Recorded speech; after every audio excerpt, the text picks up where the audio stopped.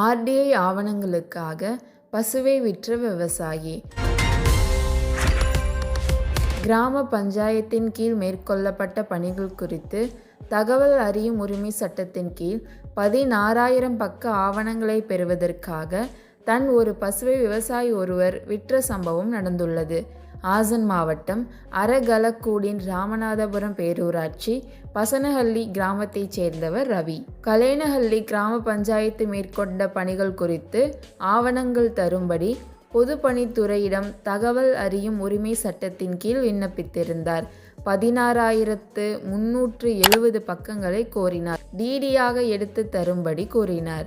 அவ்வளவு தொகை தன்னிடம் இல்லாததால் தான் வைத்திருந்த 2 பசுக்களில் ஒன்றை விற்று பொதுப்பணித்துறையிடம் வழங்கினார். இந்த ஆவணங்களை பொதுப்பணித்துறையினர் தபால் மூலம் அனுப்பினர். இத்தகவல் ரவிக்கும் தெரிவிக்கப்பட்டது. மாட்டு வண்டியில் தபால் நிலையத்துக்கு வந்த அவர் ஆவணங்களை வண்டியில் ஏற்றினார்.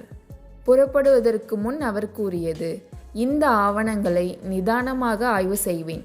முறைகேடுகள் நடந்திருந்தால் லோக் ஆயுக்தாவில் புகார் அளிப்பேன். இந்த ஆவணங்கள் கேட்டு விண்ணப்பித்ததிலிருந்து இதை வாபஸ் பெறும்படி பல வழிகளில் நெருக்கடி கொடுத்தனர்.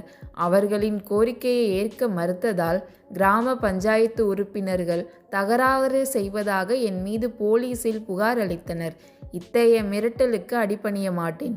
இவ்வாறு அவர் கூறினார்.